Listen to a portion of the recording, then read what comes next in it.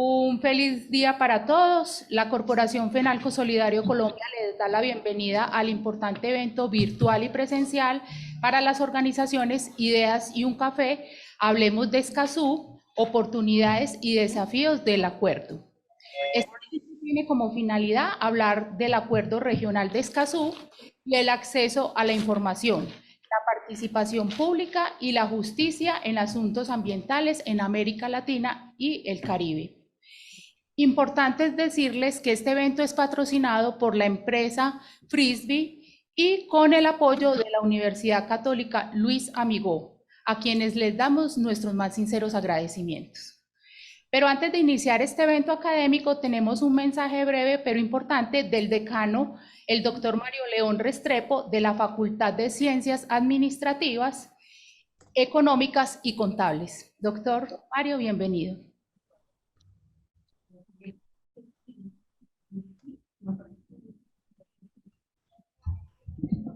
Muy buenos días para todos y todas.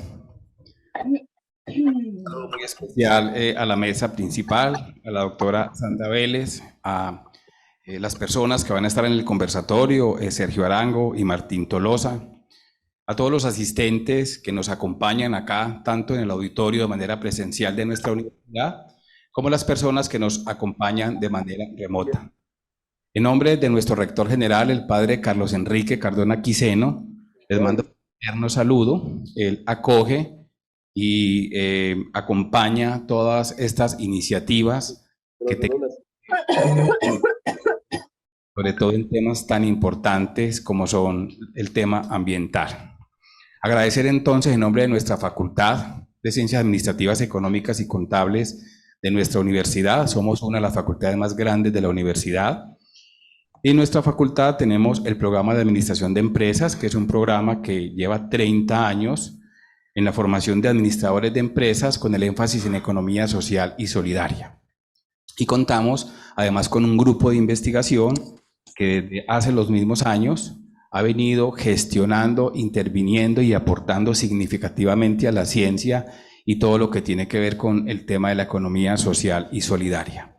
Decirles entonces que desde nuestra facultad, desde el grupo de investigación GESNE, desde los profesores, desde la misma universidad, estamos muy complacidos en que estén en estos espacios. Nos gusta, nos sabe, nos da mucha alegría generar estos espacios en donde se conversen temas tan importantes como este que tiene tan preocupado al mundo y a la humanidad, y es el tema de la sostenibilidad.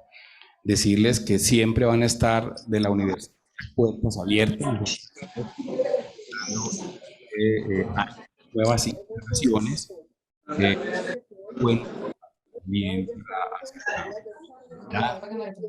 los auditorios, son 3 torres nuevas más que entonces nuestra comunidad educativa. No, María. ¿Qué le dieron? Ya fueron las hijas de Ana, que parte de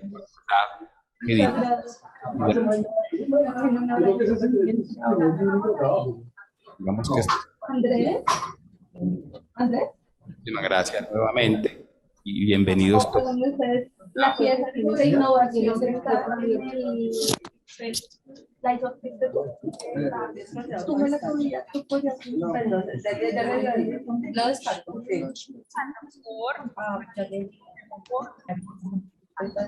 Continuando con el orden, la comunicadora de la Universidad Luis Amigó, importante y breve.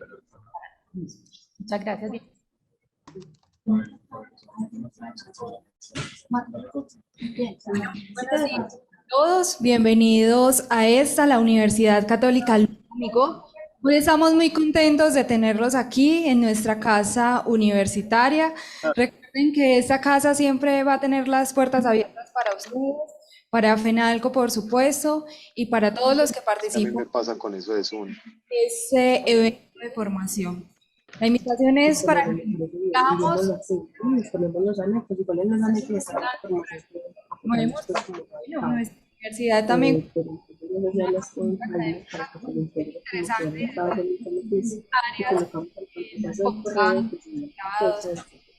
pero invitarlos especialmente pues a que se animen a conocer nuestra oferta en posgrados, que conozcan nuestra escuela de posgrados en sus diferentes áreas de formación, desde la educación, desde la administración, desde la comunicación, desde el derecho y toda esa oferta que tenemos, pero también desde esos programas de extensión, donde ustedes también pueden hacer parte de la universidad y continuar con esos procesos tan importantes. Qué rico tenerlos aquí en nuestra universidad, de verdad que siempre muy bienvenidos. Cualquier información adicional, recuerden visitar nuestro sitio web www.ucatolicaluisamigo.edu.co o pueden escribir ahí al correo mercadeo.posgrados@amigo.edu.co.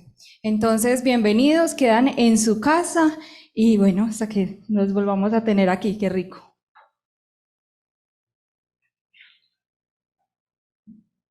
Gracias a ti, Luisa. Muy importante tu mensaje y agradecerles pues a la Universidad Luis Amigo por su amabilidad de facilitarnos también este bello auditorio. Bueno, continuando ya ahora sí entrando en materia en el evento de hoy, el evento académico, invitamos muy especialmente a Sergio Arango Osorno, él es ingeniero químico y magíster en ingeniería con énfasis ambiental, y a Martín Tolosa Sarache, abogado con experiencia en temas de Estado constitucional y derechos humanos. Este año recibirá el título de magíster constitucional de la Universidad Externado de Colombia.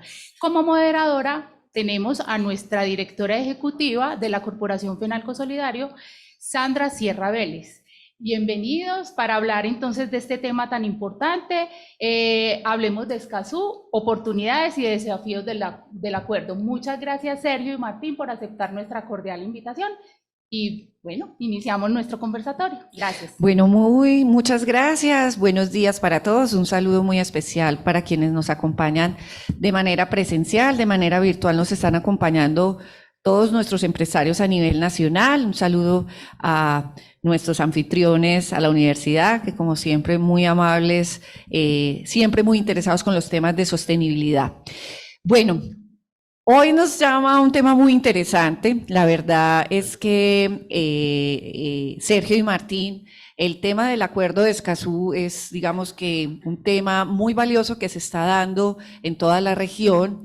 Sin embargo, todavía hay muchas dudas. Todavía hay incertidumbre de cómo nuestro país afrontaría todo este nuevo proceso. Vamos a hacer una pequeña, para quienes nos acompañan de manera virtual y también de manera presencial, los últimos minutos del conversatorio los vamos a dejar para preguntas, porque seguramente ustedes tienen dudas, tienen inquietudes y es interesante poderlas resolver en este espacio. Y de manera virtual, a través del chat, tenemos a una persona que estará recibiendo también todas las preguntas para que nos acerquemos un poco más a este tema. Lo primero es que vamos a hacer una introducción, pues seguramente algunos ya conocen de qué se trata, otros apenas se están acercando a este importante acuerdo regional. 24 países de América Latina y el Caribe lograron este acuerdo denominado Escazú, ¿cierto?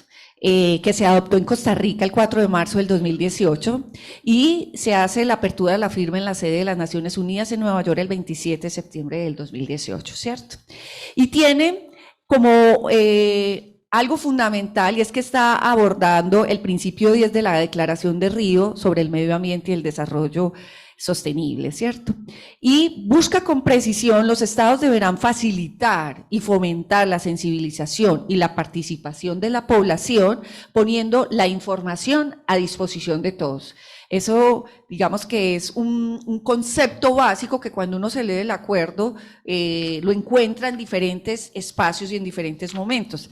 Hay algo bien interesante cuando hacen, digamos, con todo el contexto, es el futuro que queremos, se reconoce se reconoce por su democracia, la buena gobernanza y el Estado de Derecho.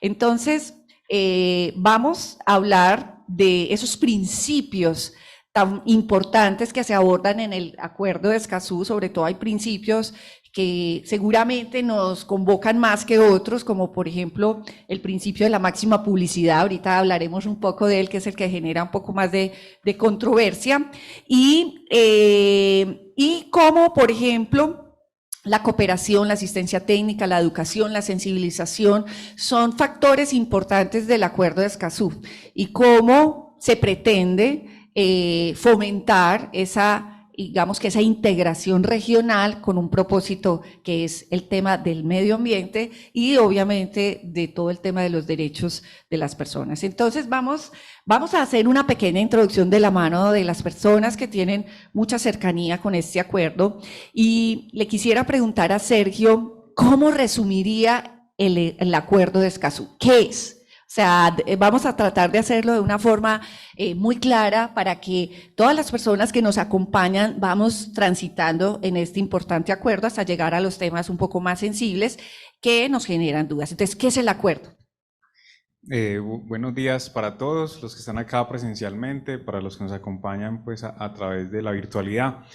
El Acuerdo de Escazú, digamos lo que no es algo de hoy, de hace 2 años, 3 años para acá, sino que tiene su origen incluso en la década de los 80, cuando se empezó a hablar de sostenibilidad en todo el mundo, de la Comisión Brundtland en Europa, sobre todo en Noruega, y luego eso fue desencadenando pues lo que en el año 92 conocimos como la Cumbre de la Tierra, celebrada pues aquí en Latinoamérica, en Río de Janeiro, en Brasil.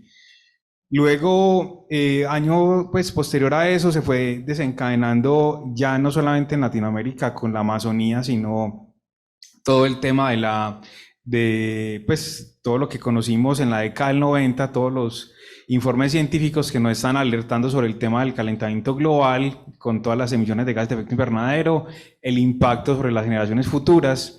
Eso generó pues el protocolo de Kioto en Naciones Unidas, la Convención Marco de Naciones Unidas para el Cambio Climático en la década de los 90, y más, digámoslo, recientemente en el año 2012 se celebró la cumbre Río + 20. Entonces en Río + 20 pues yo tuve la oportunidad de estar en una de las tantas reuniones que se hicieron para fortalecer pues la comisión que iba a representar a Colombia del Ministerio de Ambiente y Desarrollo Sostenible. Hubo aquí una reunión en Medellín, a mí me invitaron y participé, eso fue en el 2012 pues, y Colombia pues participó en esa cumbre de Río + 20, y ahí pues más o menos lo que nos contaba ahorita Sandra, se dieron pues como elementos para dar origen al Tratado de Escazú, al Acuerdo de Escazú. Que se resume pues como en 3 ítems, que de ellos pues también nos va a hablar Martín, pues que es un experto abogado pues constitucionalista y sabe mucho pues del tema en las implicaciones jurídicas, pero sobre todo es darle la posibilidad a que los pueblos en general tengan acceso a la información, tengan acceso a la justicia ambiental, y los defensores de los derechos ambientales pues sean, digámoslo, cuidados y custodiados por cada uno de los países, ¿cierto? Porque dicho sea de paso, antes del 92 en Brasil había una activista ambiental muy fuerte, defensor de la Amazonía y todo, y él pues lo mataron en Brasil. Entonces digámoslo que en honor a él y todo lo que él hizo en Brasil, se fue gestando pues como toda esta corriente, y quedó consignado pues en uno de los ítems, pues de los artículos del acuerdo. A mí personalmente hay uno de los principios que me gusta muchísimo, que es el principio G, que habla de la equidad intergeneracional. A mí eso me encanta, porque digamos lo que es como el ADN de la sostenibilidad. O sea que la actual generación en la que estamos nosotros, tengamos equidad intergeneracional con los otros que están naciendo en este momento, o que han nacido del año 2000 para acá, o los que están apenas, o que nacieron ahorita en pandemia, y que tienen derecho a un aire respirable, a un agua potable, a conocer nevados y ríos contaminados pues actualmente por nuestra generación. Y quiero pues como terminar esta pequeña intervención con algo de equidad intergeneracional. Mi papá nació en 1933 y me cuenta que, y cuando eso pues, él le tocó parte de su infancia vivirla al lado del río Medellín, donde hoy actualmente es la Universidad de Antioquia. Y me cuenta que mi abuelo, o sea, el papá de él, yo no lo conocí, pues él murió hace ratico, él incluso nació en 1898. Y me cuenta mi papá que mi abuelo pescaba en el río Medellín y el pescado del río Medellín, ellos comían, pues sí. Entonces, pongo ese ejemplo de equidad intergeneracional porque, por ejemplo, mi papá que fue segunda generación y yo tercera, pues de esta familia nuestra, yo no tuve acceso al río Medellín limpio, no lo tuve. Y los que están de aquí para atrás, pues demorará un rato para que el río Medellín vuelva a ser, digámoslo, que pueda producir una biota y peces, pues como lo hacía a principios hasta 1950. Entonces eso es un tratado, hace parte del tratado, uno de los principios filosóficos del el principio G de la equidad intergeneracional. Ahora vamos a hablar de los principios porque son bastantes, ¿cierto? Pero interesante que nos traigas como esa experiencia tan importante. Martín, entiendo que el acuerdo lo firmaron 24 países, ¿cierto? Y me podrías recordar, tengo en mi mente que lo han ratificado 13. Creo que estamos en eso y Colombia lo firma, pero todavía no lo ha ratificado, ¿cierto? Yo quisiera, y ahí es donde me gustaría que de pronto empezáramos entendiendo el concepto, qué es firmar, es decir, cuál fue el alcance de Colombia cuando lo firma, pero qué es lo que falta, porque lo que entiendo es que la ratificación, y con esa experiencia que tú tienes, nos podrías aclarar, sobre todo porque fueron algunas de las preguntas que me hicieron el día de ayer, qué es ratificar, o sea, qué es lo que le falta a Colombia, y esa es una pregunta, y la segunda, muy importante, y es con el gobierno actual, ¿cierto? Es importante cómo visualizas con esta nueva línea de gobernanza de nuestro país la ratificación del acuerdo. ¿Lo ves viable? ¿Lo ves que quizás de pronto habrá espera? ¿Cómo lo ves? Y bienvenido. Hola, muy buenos días. Saludos a todos los asistentes, a Luisa Velázquez, a Sandra, al doctor Restrepo, a quienes se encuentran de manera sincrónica. Empecemos por la segunda pregunta. Hay mucha esperanza con el nuevo gobierno actual, por la vertiente que ha mostrado del Estado social. ¿Sí? Hay 3 modelos de Estado: Estado liberal, Estado democrático y Estado social. Y como en Latinoamérica se está dando en varios países, el actual gobierno tiene una tendencia hacia el Estado social, protección del medio ambiente, derechos económicos y culturales y sociales, igualdad de género, protección de las generaciones futuras, seres sintientes. Entonces es un modelo social y eso encaja perfectamente a este modelo de acuerdo. Es un tratado. Empecemos por ahí. Este es un tratado internacional y al salir un tratado se rige por las normas, por la Convención de Viena sobre la aprobación de los tratados. Hay algo en lo que hay que hacer claridad. Colombia ya no hace ratificación porque ya venció el plazo para ratificarse. Colombia desde el 20 de julio del 2020, la Presidencia de la República estableció un mensaje de urgencia y por el artículo 163 de la Constitución tenía 30 días para aprobarlo, cuando son de urgencia. Esto parece las 1001 noches. ¿Por qué? Ya han pasado 1000 días desde ese 20 de julio del 2020 y todavía Colombia no lo ratificó, por muchas circunstancias que pues hemos escuchado a nivel nacional. Hay desinformación, se han hecho interpretaciones equivocadas, erradas y algunas de ellas malintencionadas sobre el alcance de este acuerdo. Y empecemos por lo primero, es un tratado internacional y uno de los principios del derecho internacional es la multilateralidad, la reciprocidad entre los estados. No solamente es Colombia, sino fueron 33 estados los que han estado vinculados a esta discusión. Y cuando es un tratado, esto lleva una serie de etapas o procesos que las establece la Convención de Viena de 1969 y los tratados internacionales vinculan a los estados. Entonces Colombia perdió la oportunidad de ratificarlo, a lo sumo lo que puede hacer es adherirse. se adhiere al acuerdo, que es diferente, pero eso significa que también adquiere todas las obligaciones internacionales que surgen de este tratado. Pero ven, yo te pregunto algo y discúlpame. La diferencia entre ratificarlo, puede ser entre ratificarlo y adherirse, ¿cuál es? La diferencia pues es conceptual. Pero es lo mismo, Pero o es sea, lo mismo, pero se abre la oportunidad. Al haberlo ratificado, es como una diplomacia internacional. Es algo como para decir de manera abierta el pueblo colombiano representado en su Congreso de la República y en la presidencia aceptan de entrada, a priori, ¿sí? Es ante. ok, pero los deberes, pues, o sea, son los mismos. Ir es ante. Pero hay un proceso formal que se Hay debe un hacer. proceso formal. ¿Y el proceso formal para adherirse cómo es? No, el proceso sigue siendo el mismo. El proceso, pues, para adherirse necesita. La diferencia es, si se ratifica es antes, ¿sí ve? En el proceso. Y ya adherirse es después.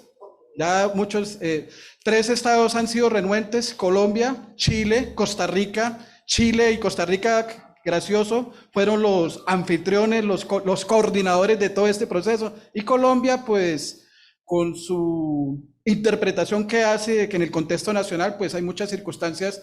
No somos una isla, pero hacemos interpretaciones, por eso hay que decirlo, a veces cerradas y algunas de ellas malintencionadas. Y para eso estamos hoy acá. Y empiezo a explicar. Voy a resumir. Un tratado tiene 3 partes: celebración, negociación y la adopción y firma del instrumento. En la celebración participaron muchos países de Latinoamérica. ¿Cuántos países fueron? Fueron 33. 33. Y la cantidad de participantes como sociedad civil es inmensa. Okay. Este acuerdo tiene 2 particularidades y es un punto de encuentro que hay que llamar la atención. Es hija del derecho blando, soft law, y es hija del derecho duro, del derecho occidental, coercitivo, el derecho tradicional. Yo como abogado creo más en el derecho blando que en el derecho duro, el derecho de la fuerza, de la coerción, de la sanción. No. El planeta se va a salvar es con el derecho blando, con el soft law, con la ISO 26000, con la responsabilidad social internacional, con la voluntad de las partes. Y en eso encaja el derecho internacional, la voluntad de los estados. Y en Colombia, pues, esas son las 3 partes. La celebración, hubo un proceso amplio de negociación, pero amplísimo. Es algo... lo que hay detrás de todo esto es inmenso. Fueron consultadas las cancillerías, la Cancillería de Colombia fue consultada y la Cancillería participó, y con varios debates, inclusive académicos. ¿Qué sigue para Colombia? Pues la adopción y firma del instrumento. Como es un tratado, tiene que haber una ley aprobatoria de tratado. Entonces, una ley aprobatoria se aprueba de 2 formas: 2 debates en Congreso, en Cámara, y 2 debates en Senado de la República. Fue matriculado en Senado de la República, ya se aprobó ahorita el pasado 20 de julio, con la firma de 74 senadores, algo histórico en Colombia. 74 senadores el primer día de una legislatura aprobando un tratado internacional. Eso no tiene historia en el constitucionalismo colombiano, no hay antecedentes. Solamente 24 senadores se opusieron. Después de eso, pues ya hubo las 2 aprobaciones en Senado. Fue aprobado satisfactoriamente y ahorita vienen las 2 aprobaciones, los 2 debates en Cámara. ¿Qué puede suceder? Es algo muy contingente que Cámara diga no. Tendrían que otra vez agotar los trámites. Y después de eso, pues viene la firma y ratificación por Presidencia de la República. Y dadas las características del Ejecutivo actual, pues este acuerdo tendría la firma efectiva de Presidencia. Y ahí en ese momento se adhiere Colombia a las obligaciones que surgen de este tratado internacional. Y en el derecho latinoamericano son 3: protección, garantía y respeto.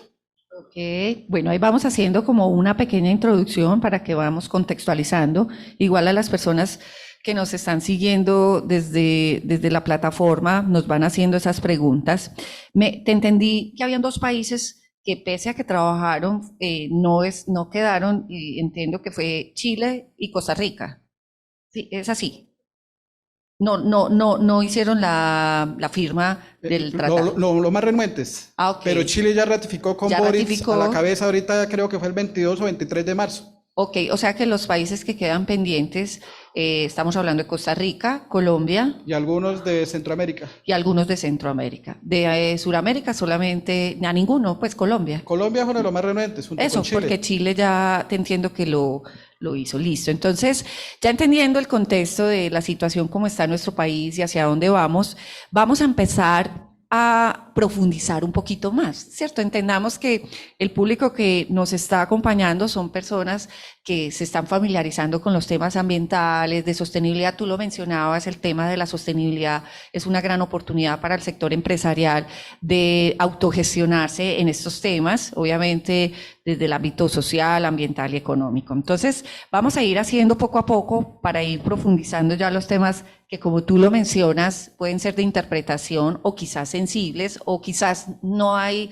cercanía todavía, no se ha bajado la información, quizás lo adecuado de manera adecuada para las personas. Entonces, profundizando ya entendiendo qué es el acuerdo, que tú lo mencionabas, y el Estado, en qué situación está nuestro país, por qué es importante para Colombia. Ya vamos a no hablar de región, que ya nos hicieron una contextualización, es por qué Colombia lo debe hacer, o sea, entendiendo, y ahí lo voy a enlazar con otra pregunta, y es que uno de los principios es el que lo mencionaba, pues, y cuando uno lee el acuerdo, está muy basado en la oportunidad de las personas de la sociedad civil de poder interactuar y tener participación y saber qué hay y que se les pueda entregar información. Entonces la pregunta es, ¿por qué es importante para Colombia? Y sé que y atarlo, entendiendo que Colombia tiene instrumentos ya muy claros, ¿cierto? Frente a la divulgación de esa información. Es decir, Colombia ya tiene procesos en su marco normativo de participación ciudadana. Entonces, la pregunta es, ¿por qué? Y obviamente yo creo que la respuesta me va a anticipar y es por la participación ciudadana, pero ahí te lo ato con la siguiente pregunta, es si ya existen mecanismos de participación ciudadana en nuestro país, ya no hablemos de la región, de nuestro país, ¿qué hace la diferencia? Sí, bueno, es importante, sobre todo por el tema de la participación internacional. O sea, nosotros nacionalmente pues tenemos desde la Constitución del año 91, tenemos en el año 93 la Ley 99, pues, que es la Ley General Ambiental de Colombia, y luego el decreto reglamentario 1076 del año 2015, pues, que resume todo lo que hasta la fecha había en la parte ambiental, que es casi de 1000 páginas ese decreto, y luego las actualizaciones pues, que le han hecho después en esos últimos 6 años. Entonces, digamos que Colombia tiene las herramientas jurídicas en todo, en residuos sólidos, en agua, en aire, en páramos, en ecosistemas, etcétera. O sea, digamos lo que es muy nutrida la legislación colombiana en la parte ambiental. Otra cosa ha sido el tema de la participación, o sea, en eso sí estamos un poquito muy quedados, y eso lo hablaba con Martín, pues preparando este conversatorio, y es que las comunidades llegan, pero ya cuando está todo listo, pues, o sea, ya llegan como para que se tomen la foto de que estuvieron... O sea, no hay acceso a la información de manera oportuna. De manera oportuna, o sea, no la hay. ¿Y por qué? Si las herramientas están, los mecanismos existen desde tu punto de vista, ¿cierto? Porque la idea es poder entender un poco esa visión que tú tienes. ¿Por qué si los mecanismos están para esa participación oportuna no se da? Bueno, la cuestión es que esté tan oportuna. Por ejemplo, cuando hay un proyecto minero en una región que está en exploración, entonces esa consulta está muy orientada al tema de las comunidades indígenas, ¿cierto? Pero cuando, digámoslo, se sale del contexto de la consulta previa para comunidades indígenas, cuando es el tema de la población y todo, ya esa información les llega ya cuando ya ha pasado por el Ministerio de Minas, cuando ha pasado por la Secretaría de Minas cuando se trata de Antioquia, y ya ellos no participan, digámoslo, en el tema de la licencia minera, que pues hace pues, diferente a la licencia ambiental, ¿cierto? Que dependiendo de la magnitud, pues se hará por una corporación autónoma regional o directamente con la ANLA en el ministerio, con la ANLA pues que queda en Bogotá. Entonces, Entonces ya prácticamente ahí, pues haciendo uso de la Constitución, de que Colombia, digámoslo, es el Estado, es el propietario del subsuelo. Entonces, pues partiendo de ese hecho, lo que históricamente ha hecho pues, el Estado colombiano es, para el subsuelo no necesita preguntarle nada a nadie, porque el Estado es el dueño.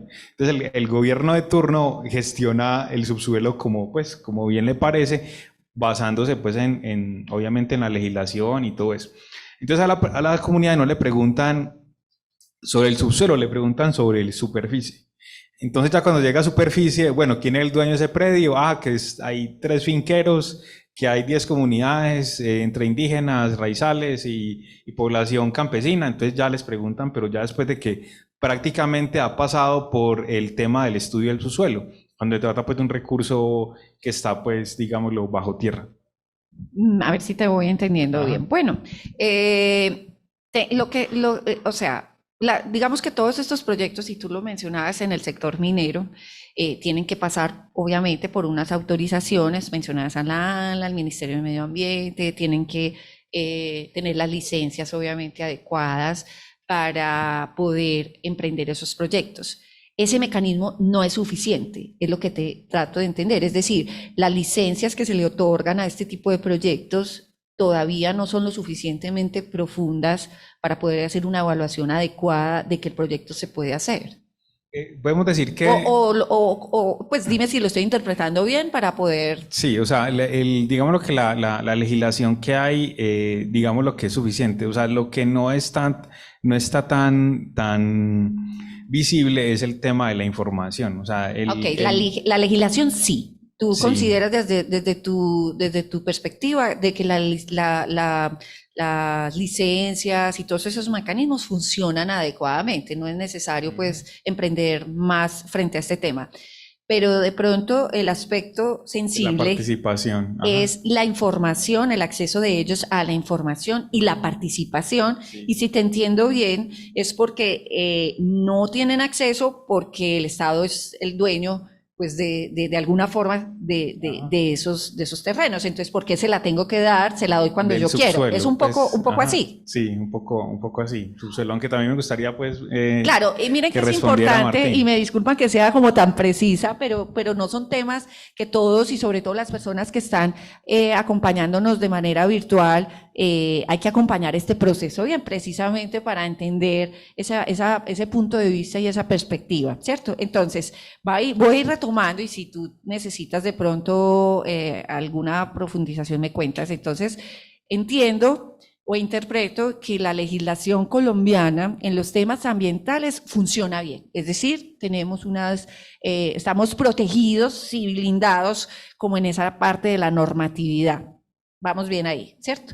Sin embargo, la parte de la comunicación con la población o con la comunidad o con las personas que quieran tener acceso no es oportuna y en los tiempos adecuados y se limita solo ya cuando el proyecto está funcionando. Entonces, ¿ya qué hacer? Pues ya está ahí montado todo. Entonces, está montado todo y no se les permite ese diálogo. Concluí bien esa parte, ¿cierto? Tú ibas a decir algo. La pregunta es, ¿por qué es importante que Colombia haga parte del Acuerdo de Escazú? Y precisamente son los tres elementos que plantea. La información en Colombia es difícil obtener información ambiental, pero completamente difícil. Hay una legislación. Voy a utilizar un término, abro comillas, es español. No es mío, es español y así nos ven los europeos. Los colombianos sufren de diarrea legislativa, cierro comillas. Y la palabra es muy gráfica. Hay una cantidad de normatividad, principios, reglas, reglamentos, resoluciones inmensas. El Código de Minas es antiguo, arcaico. El Código de Minas está reglamentado es en base a decretos.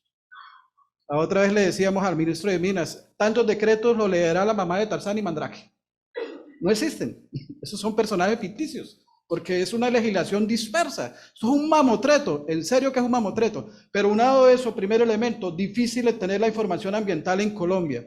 Yo soy hijo de la escritura. Hay un principio romano que dice, verba volan, scripta manen. Lo hablado vuela, lo escrito permanece, entonces me puse a escribir. Y mejor leo, para que no se me pierdan las ideas. difícil obtener información ambiental, pero muy difícil. Estudios ambientales mal hechos y no se obtienen. Comunidades no son consultadas a tiempos, contratistas no autorizados, la información es mediocre la que aparece en la base de datos y fuera de eso usted la va a obtener y no se la dan. En Cogua, Cundinamarca, nosotros formamos parte, hay un proyecto minero, hay 5 proyectos mineros en la vereda de Cogua, Cundinamarca. Se concesionó casi el 90% de una vereda. Allá la tragedia ambiental es tremenda. Desde el año noviembre del año 2021, nosotros presentamos una solicitud de terceros intervinientes. Esta es la fecha que ha pasado un año y no nos han dejado participar, no nos han reconocido a los propietarios, que es una comunidad religiosa que estamos asesorando. Para obtener la información, ¿cómo nos tocó? Con tutelas. Siendo propietarios, siendo personas directamente afectadas del proyecto minero de extracción de socavones, la información nos la entregaron, el proyecto se concesionó en el 2011. 2011 entregaron los títulos. 2019 no pudieron seguir porque no tenían la licencia ambiental y hasta ahorita el 2022 están fallando la licencia ambiental. La comunidad solamente vino a enterarse después de eso 8 años después. 8 años.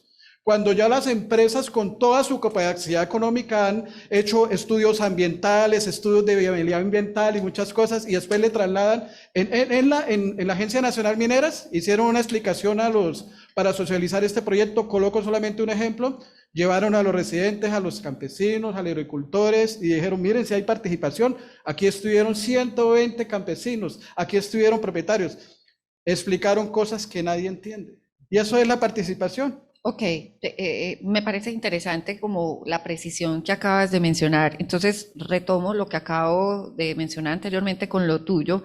Entonces, si te entiendo bien, podríamos estar hablando, o sea, de que nuevamente, la legislación es la adecuada, la participación no es oportuna, no es adecuada, hay conceptos, o sea, entendí que hay corrupción o podría haber corrupción dentro de esa entrega, esa información.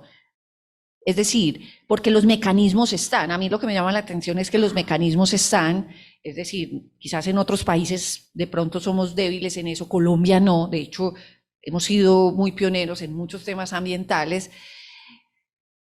pero quizás lo que tú mencionas, la entrega de la información o análisis que no son adecuados o estudios ineficientes, es lo que está ahí como generando esa sensibilidad con las comunidades al no entregar la información. En Colombia no hay información ambiental. Ok. El único institución que de pronto tiene un censo ambiental es esto. A partir de 2011 empezó a hacerse un censo minero sobre los títulos. Sí. En el 2011 el ministro de aquel momento se dio cuenta que en Colombia solamente con tener cédula era requisito para tener títulos. Lo digo de esa forma porque cualquier gato podía obtener un título minero, Sí. con el debido respeto de todo esto es especialidad. Entonces, es más, a partir de 2011 no se sabía cuántos títulos mineros había en Colombia en 200 años o en 400 años de historia republicana. Ajá. Ahorita en el gobierno de Petro, pues el actual, encontraron que hay 23 inviables en Colombia, los están mirando la forma jurídica para pararlos. Minas porque tiene presupuesto, pero tantos ministerios, y estamos hablando de un estado que tiene 3 órdenes, nacional, departamental y local. Ok, entonces, listo. Para todos, entonces, acuérdense, vamos haciendo las preguntas. Igual si del auditorio quiere hacer alguna pregunta, también me hace una ceñita, porque la idea es no devolvernos a los temas, sino ir profundizando poco a poco. Para una persona que está aquí en el público, que seguramente están escuchando este debate, o este conversatorio, entonces dicen, bueno, entonces, listo, la participación, la información no se tiene hoy de acceso oportuno, el tratado tiene las herramientas y los elementos adecuados para que eso se subsane, es decir, ese es el punto sensible que hoy tiene nuestro país y que entiendo en este momento que va a permitir que se acceda, y por eso traigo el principio de máxima publicidad y estos principios tan importantes, que ahora vamos a hablar de ellos, para que se pueda tener. Se resuelve con el tratado el acceso a la información débil que tiene el país sobre los proyectos ambientales y acceso a las comunidades, ¿sí o no? No. Ah, bueno, entonces volvamos entonces Porque es que eso depende de la cultura de los seres humanos. Chile, que ellas aprobó la Constitución. Nosotros participamos en un conversatorio con Santiago de Chile. Estamos en el campo del derecho internacional y la Constitución, porque esto es un tratado internacional que adquiere rango de Constitución, entra a formar parte. Usted puede mirar la legislación de dos formas, desde un constitucionalismo aspiracional o de un constitucionalismo preservador. ¿Qué significa eso? Esto es muy filosófico. Desde un pesimismo antropológico o una visión completamente aspiracional. La legislación hay que mirarla desde el pesimismo antropológico. Las constituciones existen para que podamos convivir, y con el solo hecho de adoptar legislaciones usted no resuelve los problemas sociales. Eso va en la mentalidad de cada pueblo. La Constitución francesa, se pensó que cuando adoptaron la Constitución francesa se iba a resolver el problema francés. Después vimos las masacres. Hasta el mismo Goya dice: la razón crea monstruos. El mismo Goya. Y están los cuadros todos oscuros de él. Lo mismo sucede en Colombia. Que vaya a resolver los problemas que tenemos, porque esto es ley, moral y cultura.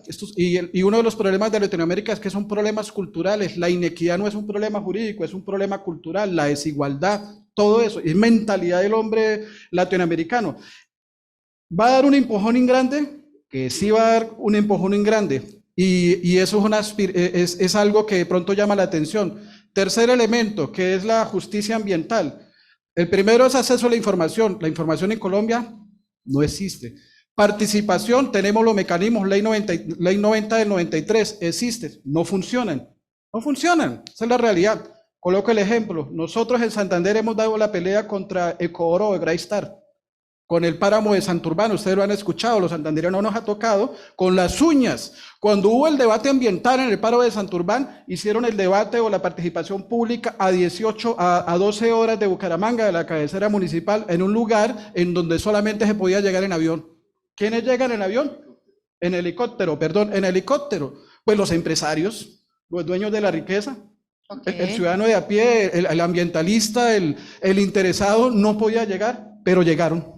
Sí, por eso, pero entonces, para ir sacando conclusiones, el acuerdo o el tratado da un empujón. Y sobre todo, ¿sabe qué? Sí. A la justicia ambiental. O sea, el acuerdo da un empujón a ese principio que estábamos hablando de máxima comunicación o publicidad con esas, pero no lo resuelve. Justicia ambiental, Sandra, en Colombia no hay justicia ambiental. Jueces penales, jueces laborales, fallando causas ambientales. Ok, listo.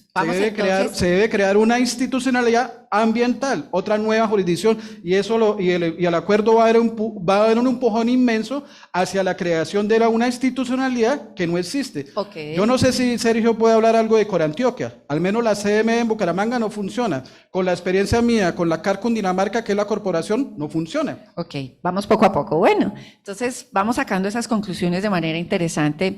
Entonces entendemos que eso le va a dar un gran empujón de manera especial a nuestro país. Por eso es importante que Colombia se adhiera a este tratado. Vamos a seguir profundizando un poco en la parte del el tratado, y es el tratado habla de los temas ambientales, ¿cierto? Y tiene un gran, digamos, concepto, pero también del tema de los derechos humanos, ¿cierto?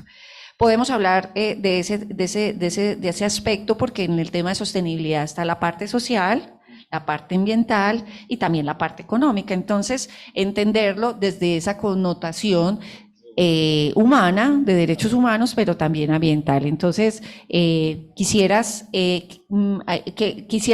digamos que no hablar en términos generales, porque el tratado también habla del tema de derechos humanos. Y tenemos una pregunta que si me la regalan por el chat para que ahorita la compartamos. Sí, bueno, hay un tema que no quiero dejar pasar antes de entrar en derechos humanos, aunque es parte de los derechos humanos. Que creo que la preocupación pues del empresariado colombiano, y es, pues lo invito a que lean el número 13 del artículo 6 del tratado, que lo voy a leer textual, y dice, cada parte incentivará, cuando dice parte se refiere a cada parte estado, pues cada país, cada estado, incentivará de acuerdo con sus capacidades la elaboración de informes de sostenibilidad de empresas públicas y privadas, en particular de grandes empresas, que reflejen su desempeño social y ambiental, ¿cierto? Entonces ya en Colombia, digamos lo que hemos venido trabajándole, como decía ahorita mi compañero Martín, el derecho blando, o sea, la parte de sostenibilidad y Fenalco Solidario pues es un ejemplo claro de eso. Por aquí está Pedro, pues el que coordina la parte de sostenibilidad en Fenalco Solidario. Para justamente eso no está todavía legislado en Colombia, no hay una ley que obligue a las empresas a que tengan que tener un departamento de sostenibilidad y dar informes anuales de sostenibilidad, no. Eso hasta ahora está voluntario y hace parte pues como del goodwill y del patrimonio pues digámoslo reputacional de cada empresa. Pero está en el acuerdo y eso es una parte pues como muy importante que los empresarios pueden tener ahí como principio de oportunidad. Entonces, valiéndome de este artículo 6, el numeral 13, digo como ese derecho humano a tener empresa, ¿cierto? O sea, en el acuerdo en ninguna parte, pues digámoslo, está en contra de las empresas ni del tema económico, sino que lo que trata de equilibrar es justamente, pues como el ejemplo que yo doy con el tema de sostenibilidad es como una mesa, pues, ¿cierto? Como la que tenemos aquí al frente. Y son 4 patas, 3 patas que tenga la mesa. Y si hay una que está coja, la mesa estará coja, ¿cierto? O sea, no habrá equilibrio en ninguna de las partes, ¿cierto?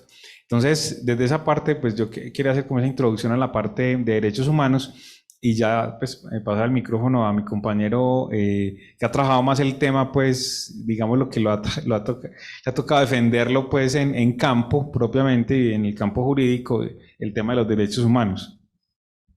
El tema de derechos humanos en Latinoamérica es un campo muy delicado, es muy sensible. 68% del suelo en Colombia ha sido erosionado por la ganadería excesiva, 23% de especies en peligro de extinción, 70% del agua regresa a las vertientes sin ser tratadas. Colombia llegó a ser, y en ese momento, en el 2019, primer país en asesorar líderes ambientales. Y coloco ejemplos. Yamit Alonso Silva, el guardaparques del Parque Nacional El Cocuy, defendía el Parque Nacional El Cocuy. Jaime Monge, el Parque Nacional de los Farallones. Carlos Arenas, campesino y defensor de la Ruta del Cóndor en el Parque Nacional Los Nevados porque se oponía a unas aperturas de algunas vías empresariales. Entonces, en materia de derechos humanos, la desigualdad y la cultura del privilegio es profundamente arraigada. Y si nos vamos a ver estadísticas de corrupción, ahí están los resultados de la Universidad Externada de Colombia, que dieron 4 tratados sobre corrupción. Entonces, cifras, datos, todo lo que usted puede encontrar en internet, cooperación internacional, y a nivel latinoamericano, como todo lo que hay. Entonces, yo creo que sobre eso ya todos hemos tenido abundante información. En materia de derechos humanos es preocupante. Ok, perfecto. Tengo una pregunta acá de Valeria Giraldo y nos hace la siguiente pregunta. Si el tratado es tan bueno, ¿por qué los países lo rechazan? El tratado es bueno. Una minoría de estados son los que han tenido sus reservas. 23 estados de 33 lo ratificaron en prima fase. Lo rechazan por algunas, básicamente son 3 los argumentos que se entablan en las discusiones nacionales. Coloquemos el caso de Colombia. En Colombia se dice que el tratado atenta contra la soberanía nacional del pueblo colombiano. Y empecemos con los conceptos. La soberanía nacional es un concepto que ya no existe. Es un concepto nacido de la Revolución Francesa. Ya se habló de la soberanía nacional en el sentido de que los parlamentos son los soberanos, pero era para quitarle el poder al monarca, al rey, a Luis XIV, al rey, en ese momento. Después hablamos de la soberanía popular. Cada persona tiene una porción de soberanía, o sea, cada dueño. Pero actualmente el concepto no se entiende ni por quienes lo utilizan, los padres de la patria, los congresistas y los altos dignatarios. ¿Qué es la soberanía? Es la facultad de tomar decisiones sin la injerencia de otras personas. Y a nivel de Estado, dígame cuál Estado a nivel mundial es soberano. Ninguno. Colombia no es un Estado soberano, porque las decisiones ya han sido tomadas desde que se aprobaron los tratados de Bretton Woods en la época de los 40. los dueños de la economía mundial son la Trilateral Commission, las redes multinacionales financieras, el Banco Mundial, el Fondo Monetario Internacional. En esto, alguna vez dije una apreciación y en eso sí tenía Carlos Marx la razón, en El Capital. La economía condiciona el derecho, la economía condiciona la producción de legislación, y a nivel latinoamericano y a nivel mundial, la legislación interna de los países y la legislación internacional está condicionada por la economía. Luego, ningún Estado es soberano. Se pierde ese primer argumento. Ese argumento es vacío, no existe. Que hay un mamotreto de información jurídica sobre todos estos elementos. Sí, es cierto, pero no funciona. No funciona. Y tercero, que frena los proyectos de inversión, que es el que más se ha discutido entre los gremios. Y claro, alguna vez escuché hablar a alguien aquí de Antioquia en el Foro Social Mundial en Cartagena, y me gustó esa frase. Las cosas en responsabilidad social empresarial, porque está analizando la ISO 26000, que surgió en Dinamarca, de las cuales mi hermana participó como legisladora. Está en Chile. Las cosas se hacen bien para contarlas bien. Y aquí estamos acostumbrados a contar bien las cosas, pero no hacerlas bien. Si un proyecto de inversión se realiza bien, claro que tiene futuro, pero los proyectos aquí en Colombia se han hecho de una manera desigual, proyectos mal confeccionados, con impactos ambientales mal hechos. Luego hay que frenarlos, ¿Frena la inversión? No. Sí, esa es otra de las cosas que se cuestiona, es que si el acuerdo golpea la seguridad jurídica del inversionista, por ejemplo. Y al contrario, resulta que en el 2020, en las políticas sociales creadas del Banco Interamericano de Desarrollo, ¿quién es el Banco Interamericano de Desarrollo? El que está prestando para comercio, para transporte y para temas sociales a todos los estados latinoamericanos, inclusive el BID, identificó entre las políticas sociales para Latinoamérica: si ustedes no se ponen la camisa de Escazú, no va a haber préstamos dinero para Latinoamérica. Ok, interesante. Imagínense. ¿Alguien de acá tiene preguntas en el auditorio? Entonces acá tengo otra pregunta. Natalia Ruda nos pregunta: en el artículo 18, el acuerdo propone la creación de un comité de apoyo a la aplicación y al cumplimiento de los compromisos del acuerdo. ¿El acuerdo garantiza la seguridad de este comité?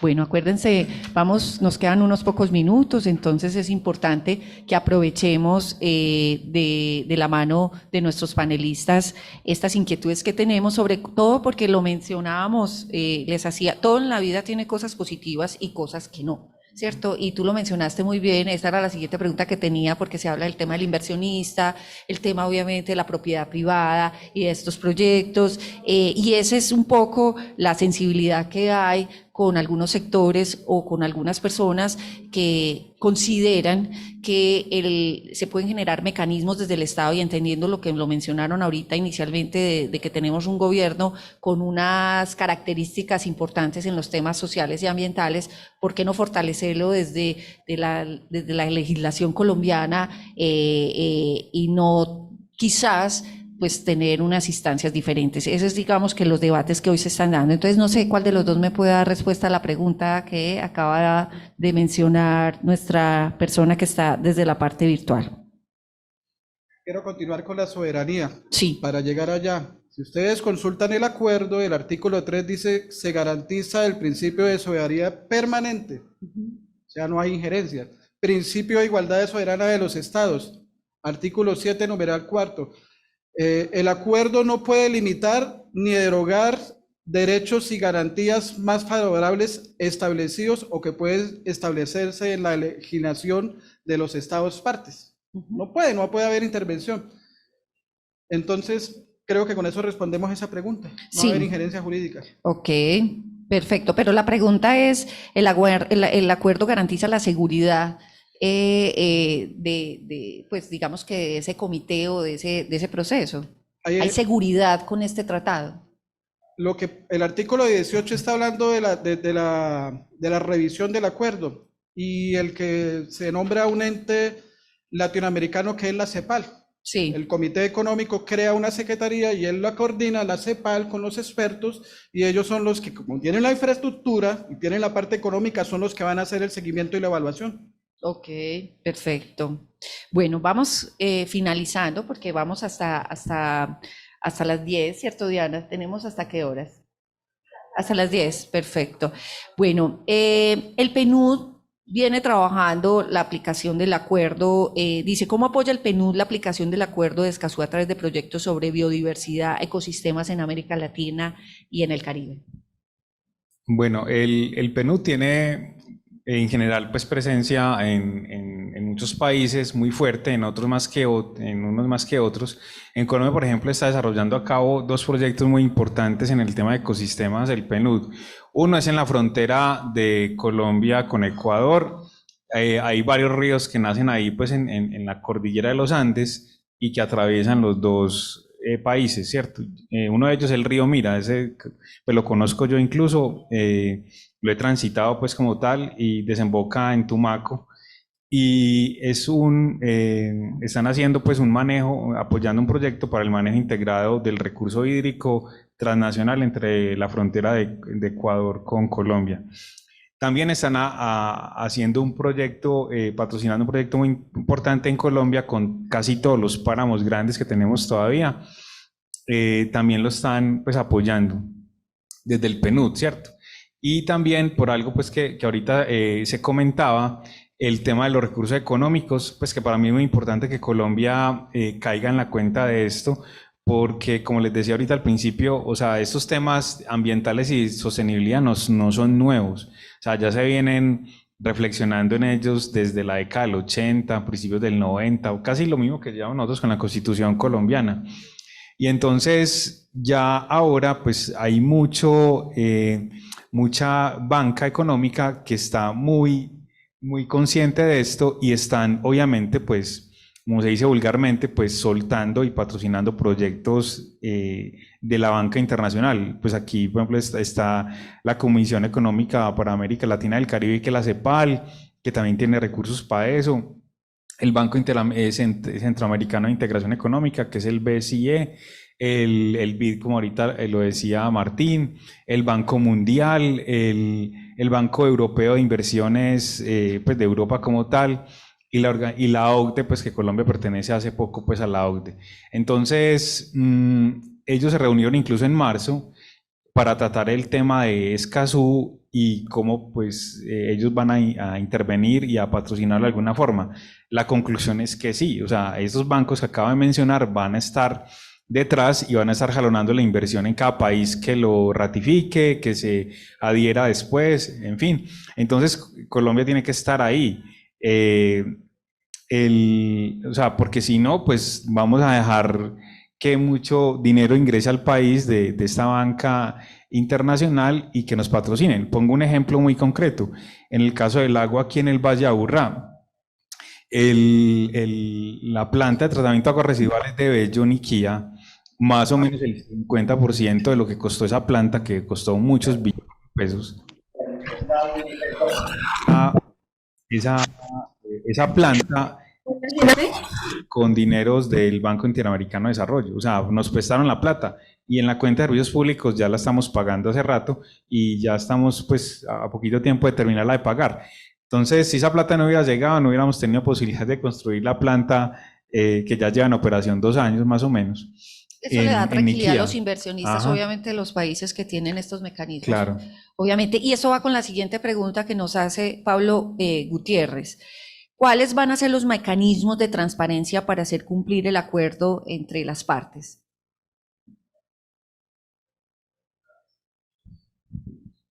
Porque es que ahorita hablábamos precisamente de la corrupción, Pues, ¿cierto? Entonces me imagino que es muy orientado al ejercicio de la transparencia de todo, pues no caer en lo mismo. Al ser un tratado, el acuerdo establece principios generales, Sí. tiene cláusulas abiertas, no cerradas, y eso depende de lo que legisle cada estado. Hasta ahora Colombia está adhiriendo y tiene una ley aprobatoria de tratado, pero falta saber cómo va a reglamentar el acuerdo en Colombia. Claro, porque es que si no se sabe cómo se va a reglamentar, podríamos caer de alguna forma en vicios anteriores, ¿no? De antemano, faltaría ahora ver esto, cuáles son las propuestas institucionales que va a crear el acuerdo. Claro. Digamos, en Colombia, porque el marco general global ya está. Sí. crear institucionalidad y da unos elementos. Ahora vamos a ver cómo lo aterrizan los legisladores en Colombia y también Ok. la parte ejecutiva del poder público, que hasta allá no podemos llegar. Sí, claro, ahí vamos entendiendo un poco y sobre todo porque pues, se necesita la materialización en Colombia de cómo se va a realizar. Aquí tengo otra pregunta de Daniela Murcia, que es nuestra directora de Servicios Ambientales que está en Bogotá. Dice, desde el sector privado, ¿cómo se puede contribuir directa o indirectamente al acuerdo de Escazú? Sociabilización ¿Y cómo? y cambio de mentalidad. ¿Y cómo? ¿Cómo ahora que tenemos a los empresarios que nos están viendo y que asistieron a este espacio, cómo motivarlos o inspirarlos con el acuerdo? El principal obstáculo en los cambios sociales en Latinoamérica ha sido el fenómeno ideológico o filosófico. Nosotros tenemos que entender que estamos en una cuestión de SOS ambiental a escala global y hay que llevar el acuerdo a su realidad material de lo que es. No es un problema jurídico el que estamos resolviendo es la supervivencia del planeta. Eso lo ha entendido el Papa Francisco con Laudato Si. Eso lo ha entendido el derecho blando y por eso las políticas de sostenibilidad, por eso Global Compact, la ISO 26000, porque es que el derecho duro no funciona. El derecho de la coerción, si usted comete un delito lo sanciono, eso no funciona. El derecho de la pena, no. Lo que va a salvar el planeta es la voluntariedad. Y ahí sí es la labor de los empresarios, el camino de la responsabilidad social empresarial, el cambio de mentalidad.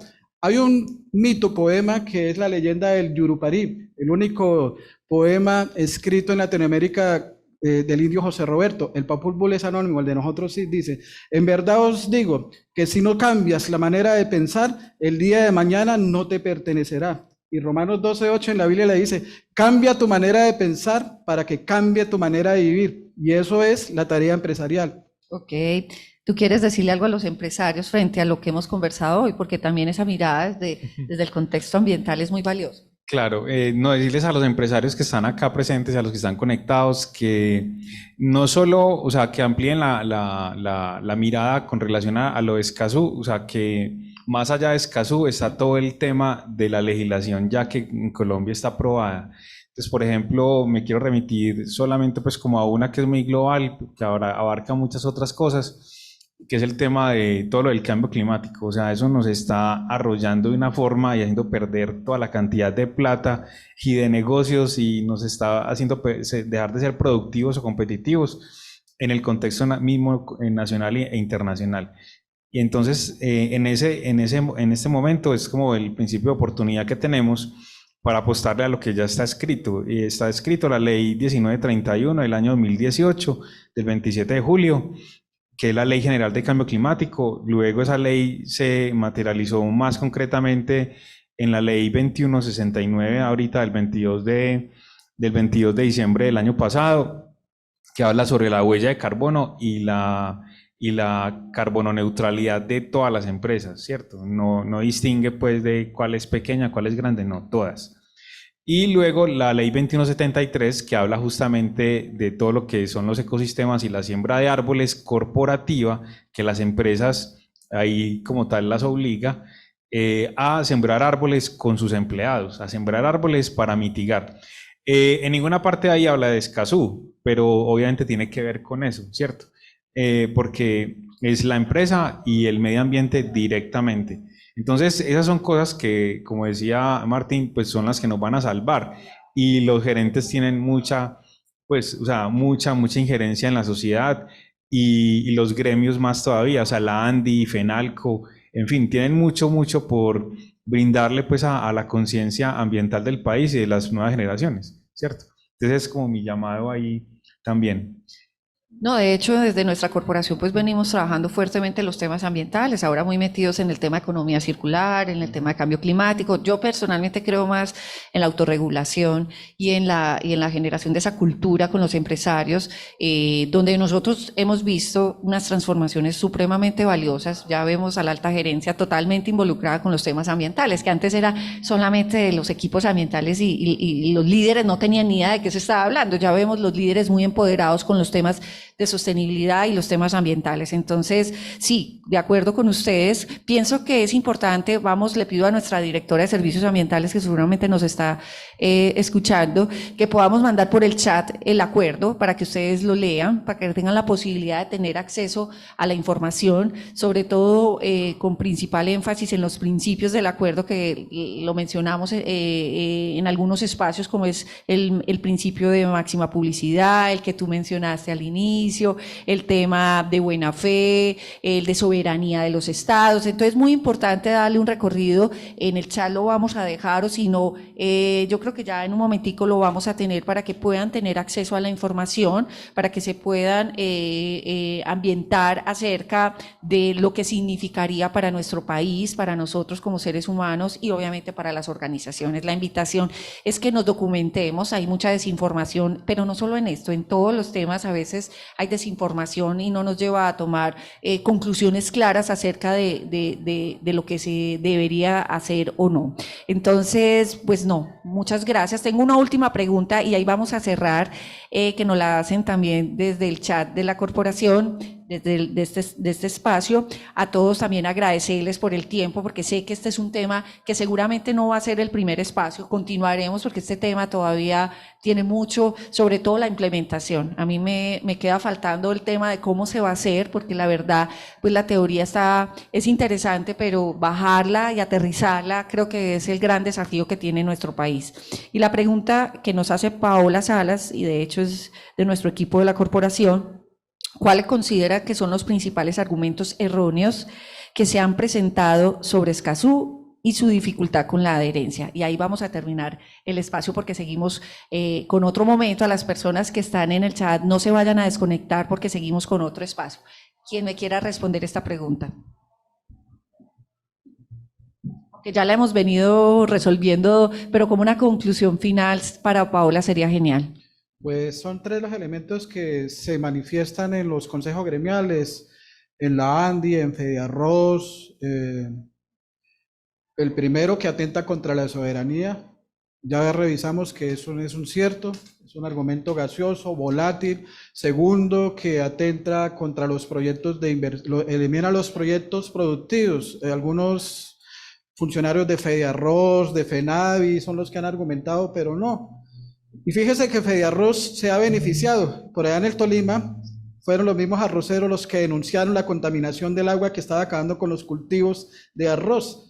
Y entonces, pues, esto es contaminación ambiental y esto es un problema sociológico, es un problema social muy fuerte. Y el tercero, pues, el mamotreto jurídico, que entonces vamos a implementar una nueva legislación y vamos a eliminar de tajo lo que hay. Pero si la legislación es inoperante, no sirve. Y en Colombia hay que llamar la atención en sus justas medidas. La implementación es preocupante. ¿Por qué? Porque tenemos un Congreso disfuncional. Es cierto, no funciona. El Congreso funciona es para situaciones que dan publicidad o votos. ¿Por qué la Corte Constitucional le ha tocado tomar las grandes medidas en Colombia? Porque no lo hace el legislador. Y ahorita estamos en el derecho de los jueces, no el derecho parlamentario que era el de Occidente. Entonces la implementación, seguramente los jueces van a terminar, la Corte Constitucional va a terminar obligando, señor Congreso de la República, cumpla medidas de protección, lo que pasó con doña Juana, el botadero de basura, tantísimas cosas que han sucedido. Entonces el debate que viene va a ser grande en la implementación, o este posacuerdo va a tener serias dificultades por intereses. Aquí hay una tensión entre derechos, libertad de empresa, dos modelos sociales, modelo liberal versus modelo social. Es una tensión entre derechos. Habrá que ceder al crecimiento económico, en beneficio de la sociedad. Estamos en el problema de la vida humana. Sí, claro, se deben equilibrar los temas económicos, sociales y ambientales. O sea, definitivamente por eso es la sostenibilidad, el equilibrio de los tres conceptos. Entonces, agradecerles por la generosidad con sus conceptos, su experiencia. Como lo digo, no será el último espacio porque vienen más temas, la implementación, que es una gran preocupación que nos abordan. Sí, por acá tenemos una pregunta. Desde mi experiencia como empresario, es agradecer estos espacios. Yo me gradué en la Universidad Nacional en los años 97 y no se se hablaba de este tema, la responsabilidad social empresarial, pero un profesor docente del sector Semilla, y de hecho de la empresa que hizo todo el esfuerzo para enfocarme hace tantos años que se hablaba de esto, con este tema. Para que lo vean y lo vean también. Se puede hacer acá perfectamente. Acá lo ven. No, es por tema de tiempo, simplemente un aporte. Venía diciendo como empresario que es un gusto para mí venir a este espacio, a la universidad, y también un llamado a que se le concientice a los nuevos empresarios, a los que están saliendo de las universidades de este reto, porque los empresarios de mi época, yo que soy de FENALCO Antioquia y hago parte de las mesas sectoriales, veo que no hay, lo que decías ahora, un compromiso de liderazgo personal interiorizado en los gerentes, y eso es lo que nos hace falta. Por más legislación que haya, si no hay una responsabilidad interior como gerentes, liderando empresas en base a la sostenibilidad, no llegaríamos a nada por más legislación que tengamos. Muchas gracias. Muy bueno tu comentario. La verdad es que creo que muy oportuno para concluir este espacio. Necesitamos obviamente ese liderazgo, como lo mencionaba. Cada vez vamos abordando más con los líderes este tema, los veo más empoderados, de hecho los veo muy inquietos con los temas de cambio climático, con el tema de economía circular, entonces creo que hay unas buenas oportunidades, creo que si nos sumamos muchos actores de la sociedad a trabajarlo, la academia, por ejemplo, desde los estudiantes, sensibilizarlo, miren por ejemplo los medios de comunicación ya abordan el tema de una manera diferente, antes el tema era eso que están hablando, ya hay hasta cursos de sostenibilidad para los periodistas, entonces el sector público, el sector privado, como individuos, porque al final esto es una decisión individual también. Las organizaciones es un colectivo de seres humanos, entonces la sostenibilidad también empieza con una decisión individual. Entonces yo creo que es muy oportuno y muchas gracias. Y la invitación es para que nos documentemos. Nuestra corporación viene haciendo una inversión importante en generar esa cultura, no solamente desde estos espacios, sino que en nuestras redes sociales, que los invito para que nos sigan, van a ver tendencias, van a ver cómo esto no es un gasto para una organización, cómo es una inversión que hace la organización en temas de sostenibilidad. Y también invitarlos, aprovecho la cuña, no puedo pasar por alto, que vamos a hacer pensando precisamente en estos temas, nuestro Congreso Nacional de Sostenibilidad, que lo vamos a hacer en Bogotá, es una gran apuesta que le hacemos todos los años, 3 y 4 de noviembre en la ciudad de Bogotá, se pueden vincular de manera presencial o de manera virtual, donde hablaremos de esas tendencias. Hay que mirar todos y tener una gran apertura. Ayer se lo decía a un empresario que me decía, es que hay mucha cosa por hacer, y yo sí, pero hay grandes oportunidades también. Si tú ves el tema de economía circular como hay más normas, más cosas, pues no vas a ver todas las oportunidades inmensas que se tienen alrededor de ese tema. Entonces, esa es la invitación. Diana, muchas gracias por ser la moderadora pues de este espacio. Tú ibas a decir algo. La Universidad Nacional, necesariamente el rector de allá hizo los estudios, él estudió a Douglas North, Premio Nobel de Economía en 1993, estudió a otro filósofo social que es de los más importantes a nivel mundial, vivo en Colombia, que es John Elster, Antanas Mockus, el filósofo, no el político, y viene el concepto de autorregulación. La primera alcaldía de Antanas Mockus en Bogotá y la segunda se enfocó en autorregulación ciudadana, lo que es ley, moral y cultura. Y él entendió que esa era la única forma, porque los colombianos no somos sujetos legales, somos sujetos morales y culturales. Y la solución no es legal. Entonces, cultural, claro, definitivamente. Los hijos de la Universidad Nacional que abrieron el horizonte. La Corte Constitucional descubrió a John Elster 20 años después, y él es amigo personal de Antanas Mockus. Y Douglas North, toda esa la filosofía, transcurrieron 1800 años de filosofía y solamente llevamos 200 años de ciencia política. Muy interesante. Bueno, muchas gracias a todos ustedes. Como les digo, vamos a tener un siguiente momento, pero Diana tiene algo especial para ustedes dos por haber participado en este espacio. Bueno, sí, no, antes pues ya lo había dicho la doctora Sandra, nuestra directora ejecutiva, agradecerles por aceptar esta cordial invitación, y la Corporación Fenalco Solidario también les hace entrega del certificado de asistencia por habernos acompañado a este magnífico evento, y esperamos que no sea ni la primera ni la última vez que nos acompañen. Entonces, Martín Tolosa Sarache. Un aplauso bien especial para ellos y Sergio agradecimiento por este espacio. Sergio Arango Osorno, muchísimas gracias. Bueno, muchas gracias.